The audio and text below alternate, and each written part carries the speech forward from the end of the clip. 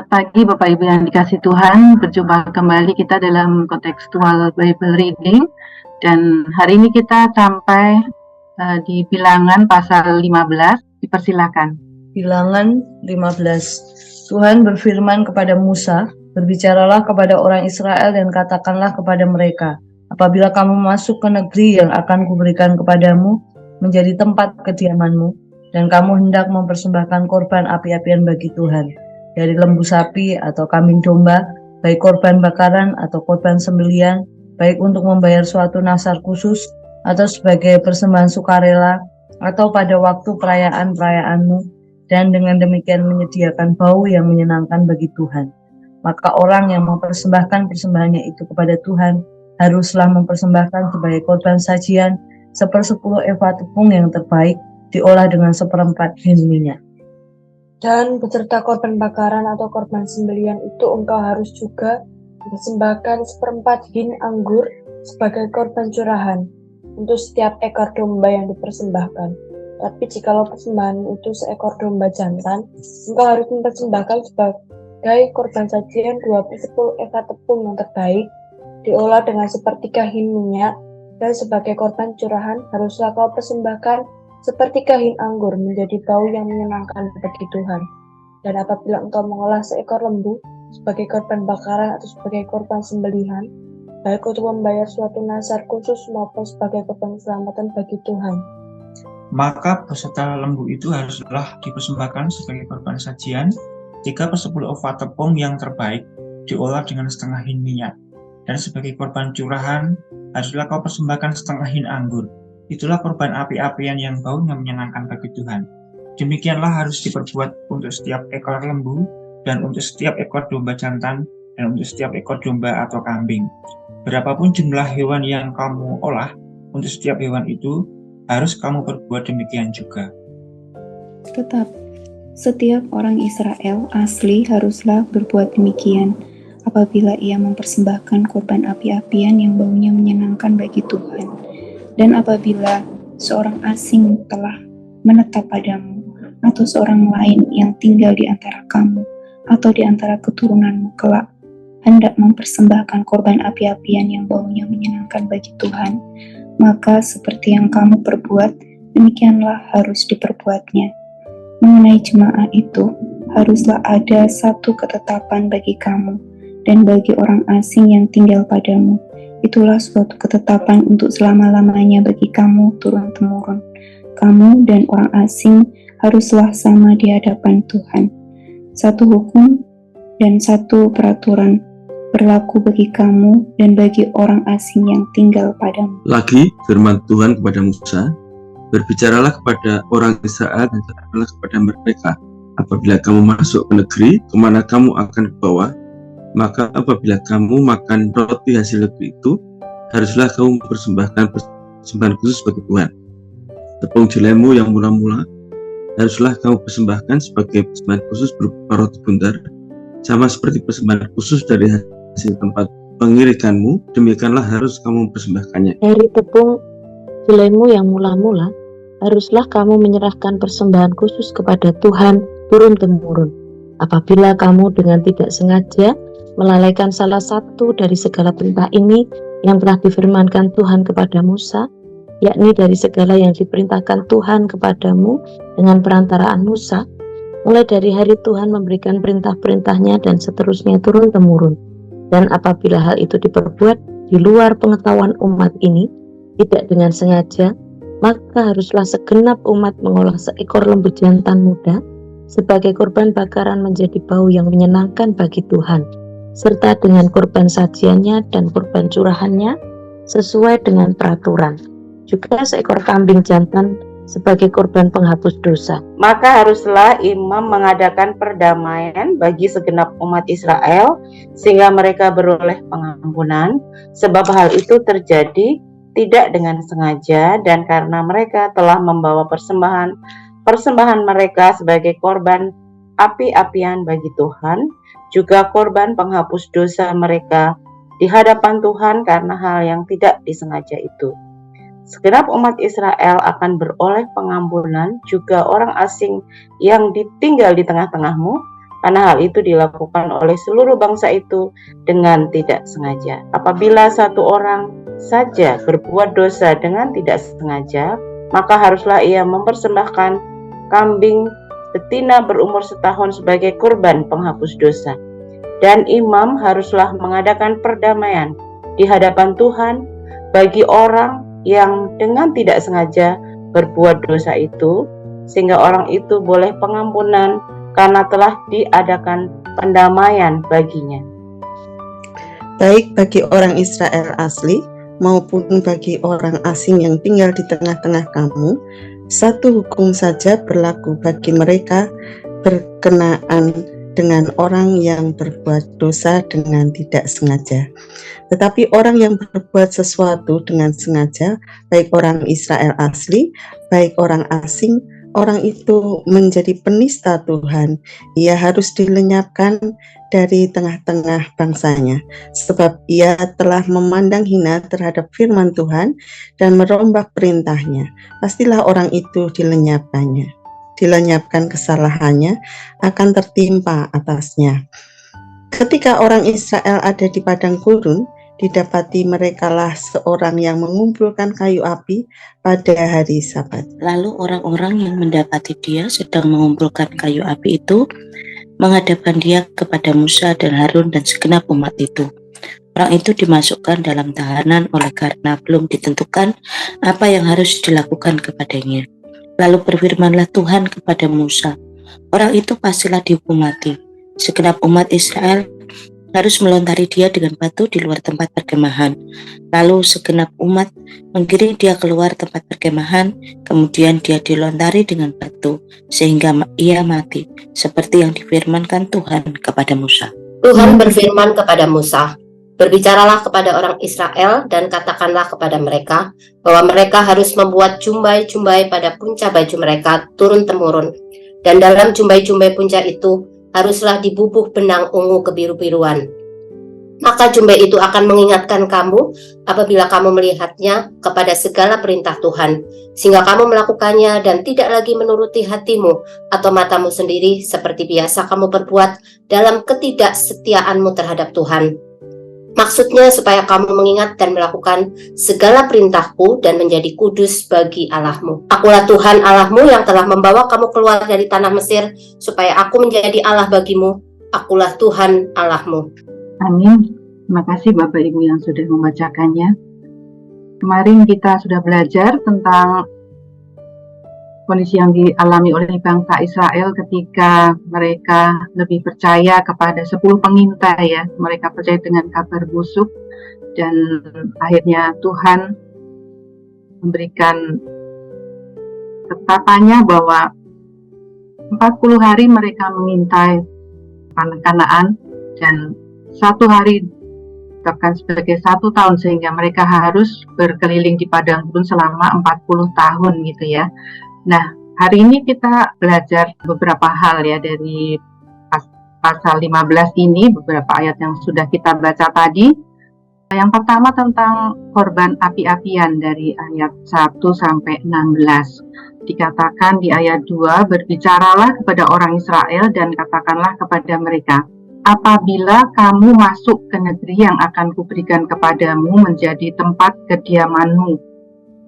Di sini tadi kita sampaikan bahwa orang Israel ini kira-kira akan 40 tahun lagi baru masuk ke tanah Kanaan. Tetapi Tuhan di sini berfirman, apabila nanti kamu masuk, maka kamu hendak mempersembahkan korban api-apian bagi Tuhan dari lembu sapi atau dari kambing domba, baik korban bakaran maupun korban sembelihan, baik untuk membayar nasar ataupun sebagai persembahan sukarela, maka kamu harus melakukannya demikian. Nah, Tuhan memberikan beberapa ketetapan di sini ya. Walaupun itu nanti akan terjadi, tapi Tuhan sudah memberikan ketetapannya sekarang supaya mereka mungkin mengerti apa yang Tuhan inginkan ketika mereka sudah masuk ke dalam tanah Kanaan ini.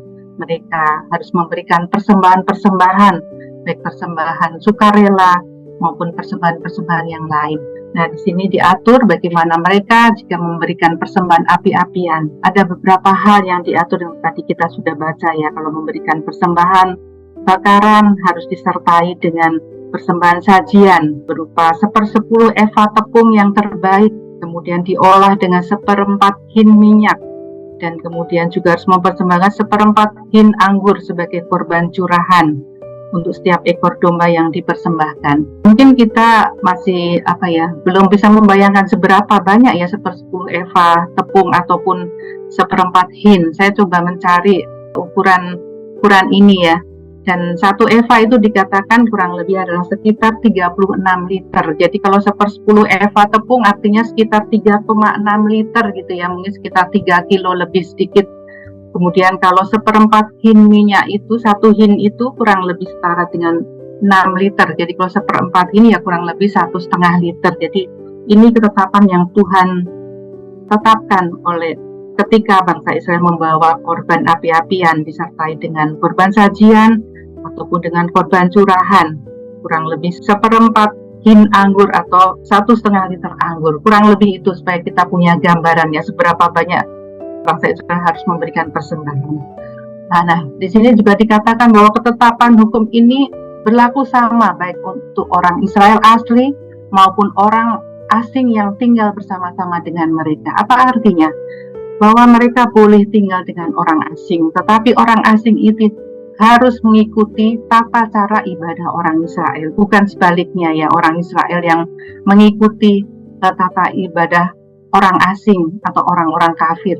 Tapi sebaliknya, ketika ada orang asing yang mau tinggal bersama orang Israel, mereka harus mengikuti tata cara ibadah orang Israel. Artinya bahwa mereka harus tunduk juga kepada Allahnya orang Israel. Nah, di ayat 17 sampai 21 juga diatur mengenai persembahan khusus. Ketika mereka sudah masuk ke dalam tanah Kanaan, mereka sudah menuai hasilnya, dikatakan bahwa mereka harus membawa tepung jelai yang mula-mula yang harus dipersembahkan sebagai persembahan khusus berupa roti bundar sebagai hasil persembahan khusus dari hasil pengirikan, juga seperti itu harus dipersembahkan kepada Tuhan.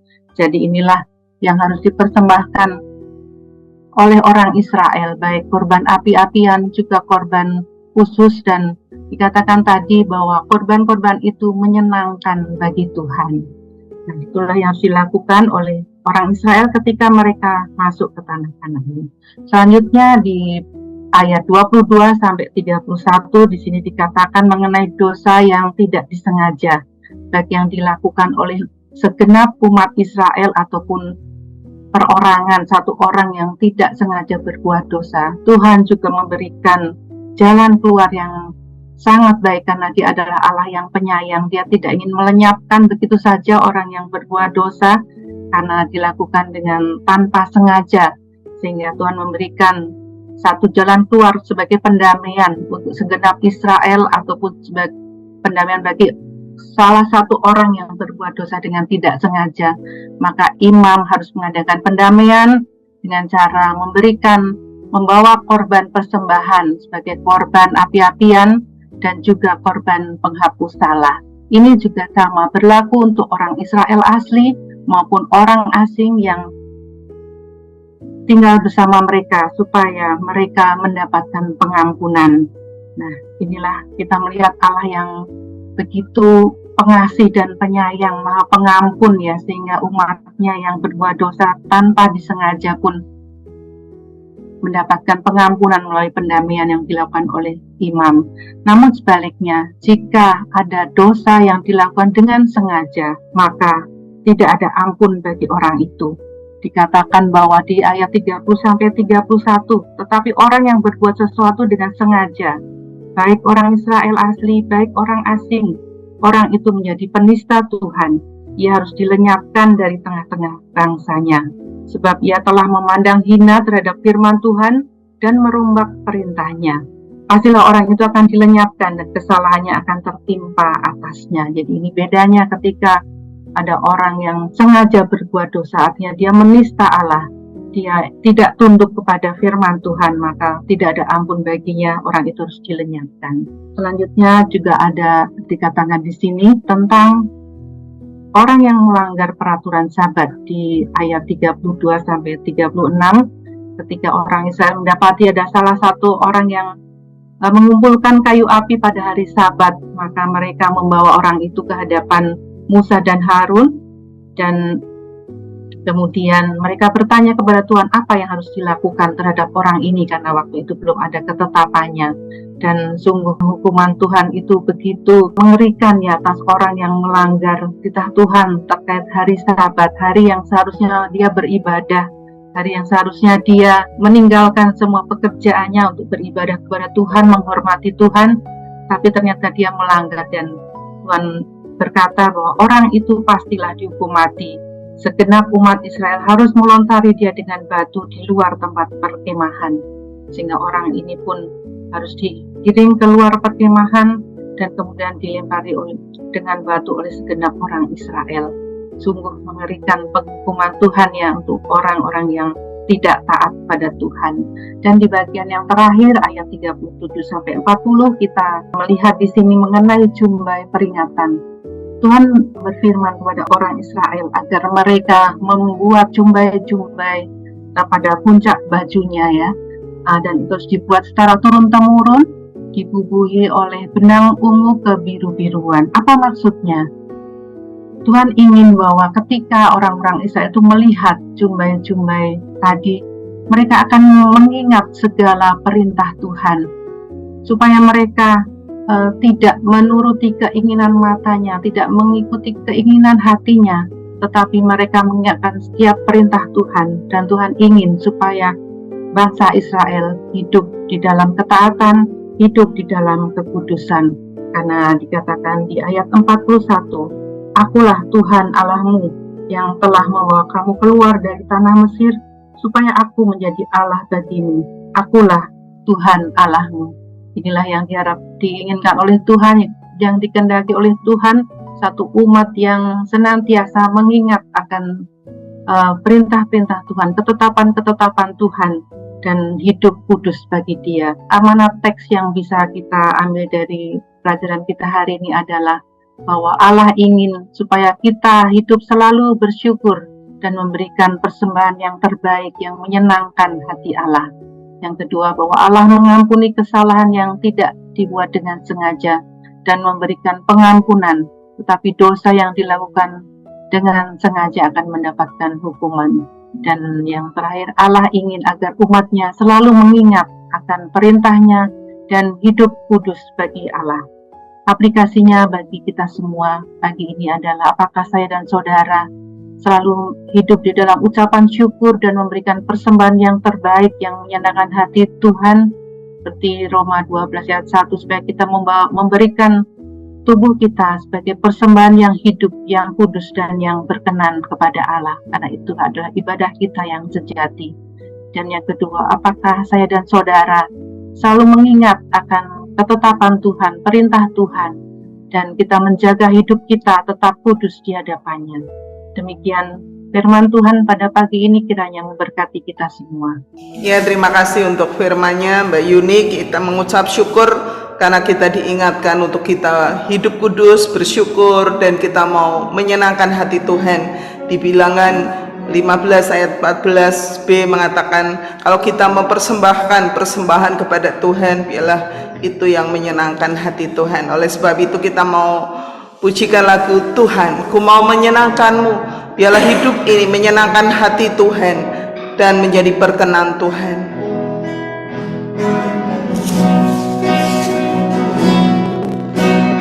Tuhan, ku mau menyenangkanmu. Tuhan, bentuklah hati ini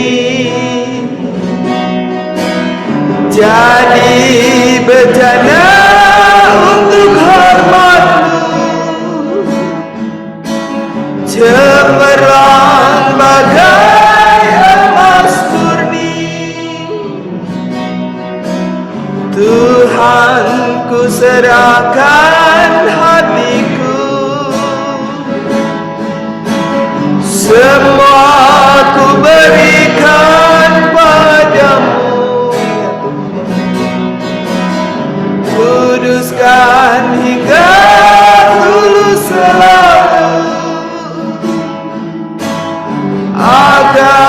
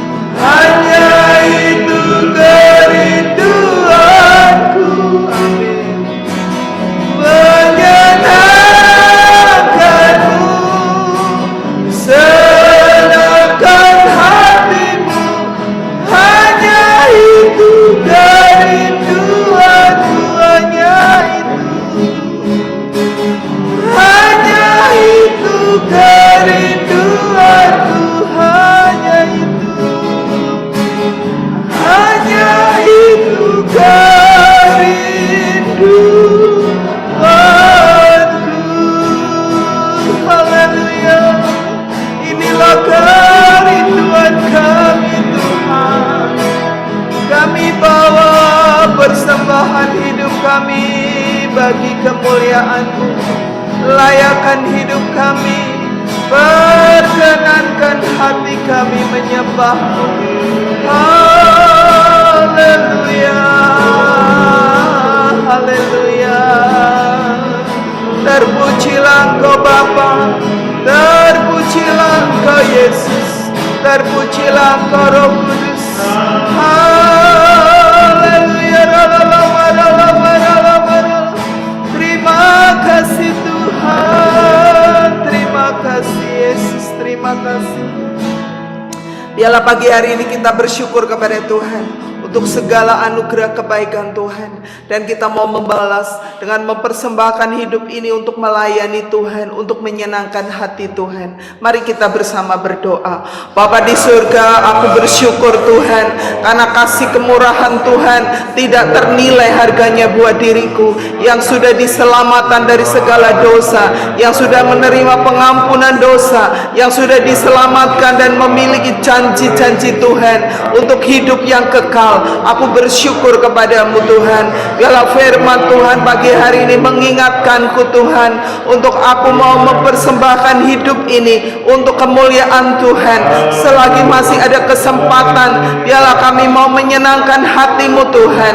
Kami mau selalu bersyukur untuk setiap hal yang Allah sudah kerjakan sampai hari ini, baik untuk kehidupan pribadi, untuk perubahan karakter, untuk Tuhan kehidupan keluarga, pekerjaan, pelayanan, dan kesempatan untuk berkuliah. Kami bersyukur kepadamu ya Tuhan. Engkau baik dan sungguh baik bagi kami. Kami mau Tuhan, mau terus menyenangkan hati-Mu Tuhan. Terima kasih Tuhan. Di dalam nama Yesus kami berdoa, kami mengucap syukur. Haleluya.